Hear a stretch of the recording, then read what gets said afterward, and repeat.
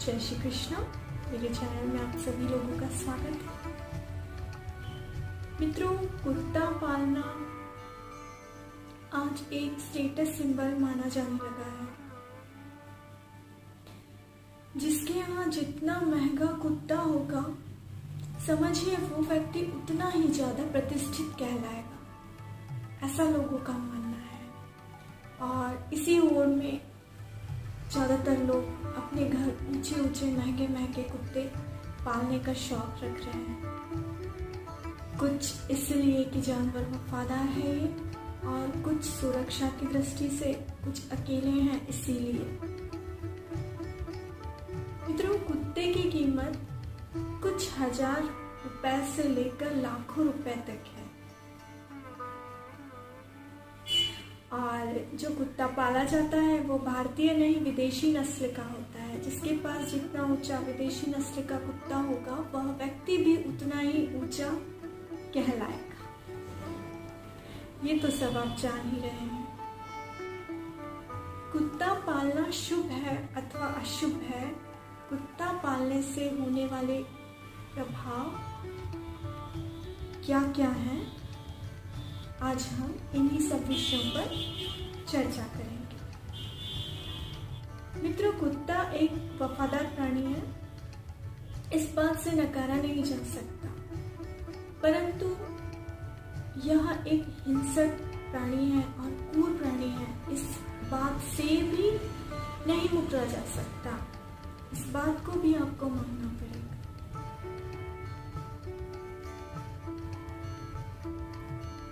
देखिए, साइंस का एक रूल है, हमेशा जो एनर्जी का लेवल है वो पॉजिटिव से नेगेटिव की ओर फ्लो होता है।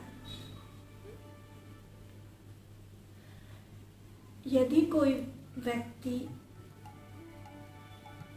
पॉजिटिव एनर्जी वाला है, साधक है, संत है, बहुत कोई सात्विक आत्मा है, और वो किसी नेगेटिव एनर्जी वाले व्यक्ति के पास बैठता है जो कि तामसी प्रवृत्ति का है, वहां उसकी ऊर्जा का क्षय हो जाएगा। क्योंकि तामसी प्रवृत्ति वाला व्यक्ति उसकी सारी पॉजिटिव एनर्जी लेगा और पॉजिटिव एनर्जी वाला व्यक्ति उस नेगेटिव एनर्जी को ले लेगा। ये मैं नहीं कह रही हूँ मित्रों, ये साइंस का रूल है कि ऊर्जा हमेशा पॉजिटिव से नेगेटिव की ओर फ्लो होती है। यदि हम ऑरा देखें तो कम सात्विक व्यक्ति का, यानी कि तामसी व्यक्ति का यदि हम ऑरा देखें तो बिल्कुल लाल दिखेगा। वहीं यदि संतों साधकों का ऑरा देखें, योगी तपस्वियों का ऑरा देखें तो सफेद दिखेगा। उनकी भक्ति के अनुसार संत बड़े बड़े महात्माओं का जो ऑरा है एकदम सफेद सुनहरा दिखेगा, और साधक हैं या भक्त हैं जो भी, उनका सफेद दिखेगा। लेकिन जो तामसी प्रवृत्ति का व्यक्ति होगा वो अपने ऑरे से ही पहचान लिया जाएगा, उसका ऑरा लाल होगा। इसका अर्थ कि उसमें बहुत सारी नकारात्मक ऊर्जा है, और उसका जो ऊर्जा का स्तर है वो ऊर्ध्वगामी ना होकर निम्नगामी है। अब इसका कुत्ते से क्या संबंध है, ये मैं आपको बताती हूँ। कुत्ता जो प्राणी है वह हमेशा नकारात्मक ऊर्जा फैलाता है। जी हाँ, कुत्ते का जो ऑरा है वो तामसी होता है, और जो भी व्यक्ति कुत्ते का स्पर्श करता है या कुत्ते के साथ रहता है, उसमें उस तामसी प्रवृत्ति का समावेश निश्चित रूप से होना ही है। शास्त्रानुसार जो व्यक्ति कुत्ते का स्पर्श करता है या कुत्ते को पालता है, उसका सारा पुण्य क्रोधवश नाम का राक्षस हर लेता है। अर्थात तामसी प्रवृत्ति व्यक्ति को ही बहुत क्रोध आता है, और क्रोधित व्यक्ति का दान पुण्य सब क्षय हो जाता है। ये तो सब जानते हैं।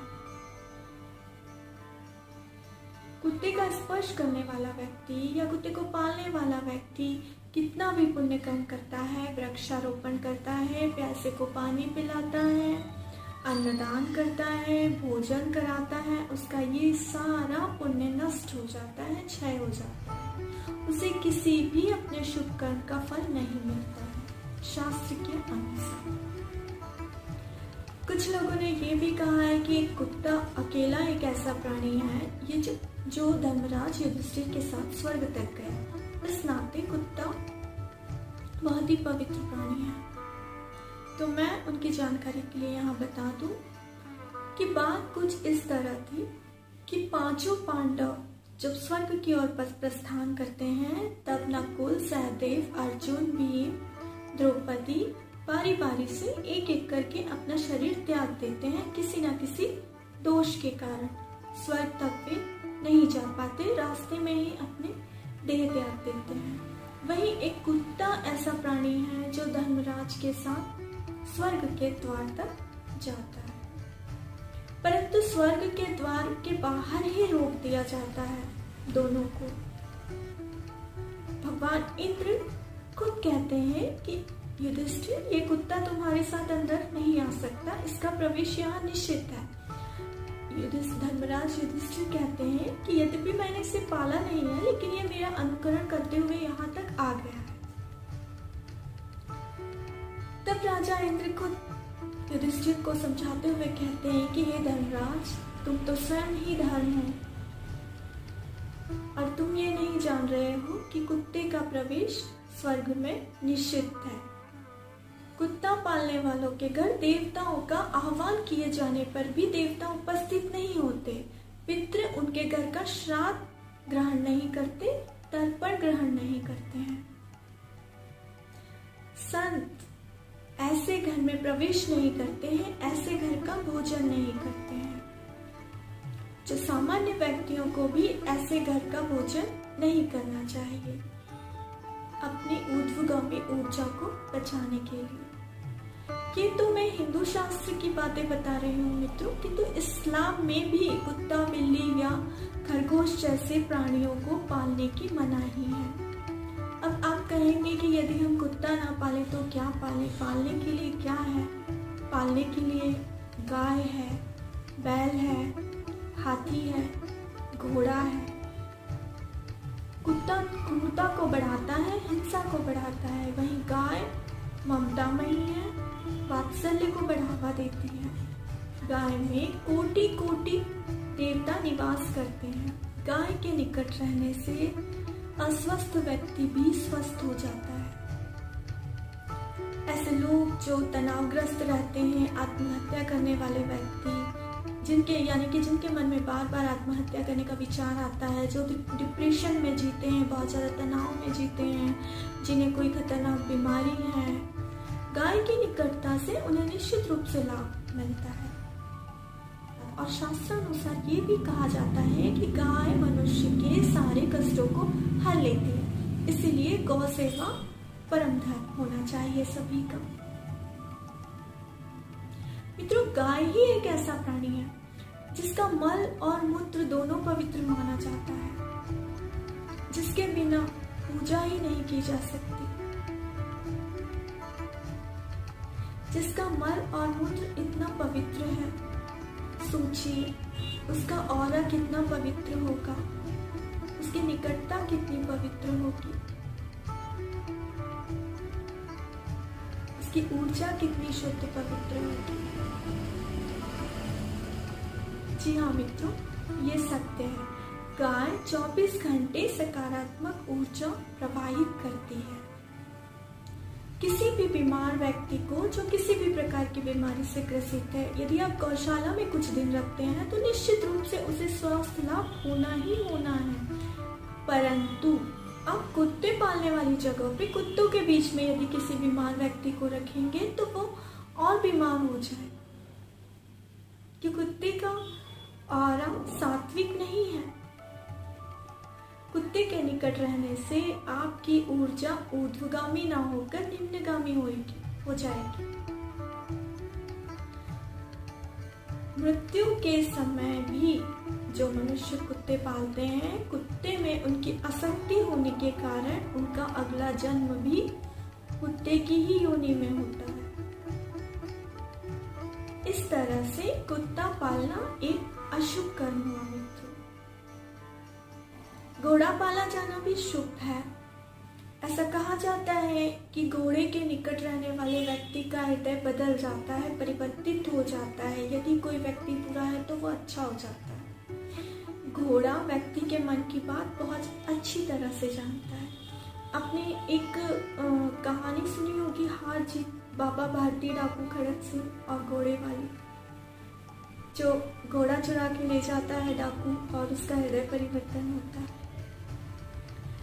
एक ऐसे ही बुरे व्यक्ति का हृदय परिवर्तन होता है घोड़ा पालने से, ऐसा कहा जाता है। गजराज को साक्षात गणेश का ही रूप माना जाता है और गाय सकारात्मक ऊर्जा प्रवाहित करने वाली पशु है।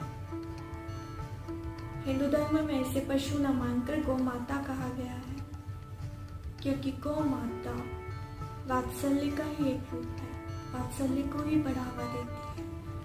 गाय हिंसक या क्रूर प्राणी नहीं है। यदि किसी ऐसे व्यक्ति को जो बहुत ज्यादा बीमार है, उसे गौशाला में गौमूत्र के पास रहने के लिए कहा जाए, गौमूत्र का सेवन करने कहा जाए, गोबर का सेवन करने कहा जाए, वो व्यक्ति निश्चित रूप से स्वस्थ हो जाए। परंतु क्या आपने कभी ऐसे व्यक्ति को देखा है जो कुत्तों के साथ रहे, कुत्ते के रहने वाली जगह पर, और कुत्ते के मल का सेवन करे और स्वस्थ हो जाए? नहीं ना। प्रकृति ने प्रत्येक प्राणी के रहने की व्यवस्था की है। चिड़िया घोंसले में रहती है, सांप बिल में रहते हैं, मनुष्य घर में रहता है, गाय गौशाला में रहती है, घोड़े अस्तबल में रहते हैं। इसी प्रकार कुत्ते की भी रहने की व्यवस्था है। कुत्ते को घर में नहीं रखा जाना चाहिए, कुत्ता बाहर ही रहता है और बाहर रहकर ही कुत्ता रखवाली करता है। हिंसक पशुओं से निकटता आपके लिए हानिकारक है, क्योंकि वो आपकी सारी सात्विक ऊर्जा को हर लेते हैं। जी हाँ मित्रों, ये सत्य है। एकमात्र कुत्ता ही ऐसा प्राणी था जो युधिष्ठिर के साथ स्वर्ग के द्वार तक गया। दरअसल वो कुत्ता न होकर साक्षात धर्मदेव ही थे, परंतु धर्मराज युधिष्ठिर की परीक्षा लेने के लिए उन्होंने कुत्ते का रूप धारण कर लिया और उन्हें स्वर्ग के द्वार पर ही रोक दिया गया, क्योंकि स्वर्ग में कुत्ते का प्रवेश निषिद्ध है।